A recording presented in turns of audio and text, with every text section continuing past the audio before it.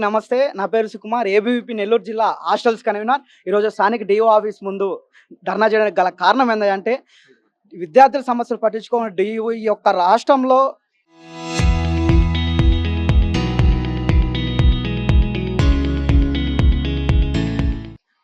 ప్రతి జిల్లాలో యూనిఫామ్ పేర్లతో, పుస్తకాల పేర్లతో అధిక ఫీజులు వసూలు చేస్తున్న డీఓకి పలుమార్లు వినతి పత్రాలు ఇచ్చిన డీఓ అందుబాటులో చాలా సిగ్గుచేటుగా ఏబీవీ పరిగణిస్తుంది.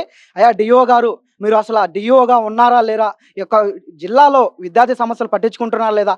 పలుమార్లు వచ్చి వినతి పత్రాలు ఇచ్చిన వినతి పత్రం మీకు అందజేయాలని మేము వస్తే, విద్యార్థులు వచ్చి గుమ్మగా గోడ అయితే ఏదైతుందో గోడకి అతికిచ్చిపోవడం చాలా సిగ్గుచేటుగా ఏబీవీపీ పనిస్తుంది. పలుమార్లు ఫోన్ చేసినా ఎత్తకుండా మాకు ఎంతమందో ఫోన్ చేస్తారు, మేము అన్నిటికీ స్పందించలేము, మాకు తెలుస్తుంది. అలాగే ఈ యొక్క రాష్ట్రంలో జిల్లాలో పలు కార్పొరేట్ ప్రైవేట్ పాఠశాలలకు డీఈఓ తొత్తుగా మారి ఎంత డబ్బు తీసుకున్నారని చెప్పి ఏబీవీపీ ప్రశ్నిస్తుంది. మరి ఎంత డబ్బు తీసుకొని లొంగిపోయారని చెప్పి విద్యార్థులు చాలా ఇబ్బందులు గురవుతున్నా మీకు పలుమార్లు వినతి పలుమార్లు ఫోన్ చేసినా పట్టించుకోండి డీఈఓ.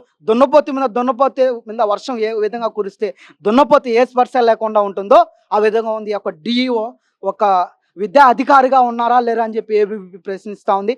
ఇప్పటికైనా వెంటనే స్పందించి విద్యార్థి సమస్యలు అయితే ఉన్నాయో, ప్రైవేట్ కార్పొరేట్ అధిక ఫీజులు విద్యార్థి తల్లిదండ్రుల నుంచి రక్తం ఏ విధంగా జలగలు ఏ విధంగా రక్తం లాగుతాయో ఆ విధంగా ఈ యొక్క ప్రైవేట్ కార్పొరేట్ పాఠశాలలు రక్తం లాగడం ఈ యొక్క రాష్ట్రంలో ఎక్కువగా కనిపిస్తుంది.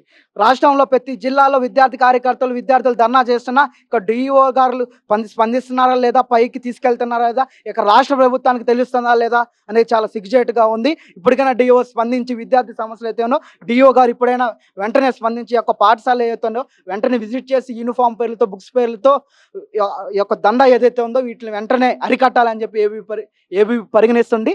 రానుటువంటి రోజుల్లో ఇప్పటికైనా మీరు స్పందించకపోతే మీరు ఈ జిల్లాలో ఎక్కడ పర్యటించినా, మీరు ఏ ఆఫీస్కి వెళ్ళినా, ఏ స్కూల్కి వెళ్ళినా ఫోన్ చేస్తే పలాంది ఇక్కడ ఉన్నాం అని చెప్పడం జరుగుతుంది. డిఓ గారు ఎటువంటి స్పందన లేదు. మీరు ఎక్కడ పర్యటిస్తే అక్కడ ఏబీవీపీ అడ్డుకుంటుందని తెలియజేస్తున్నాను.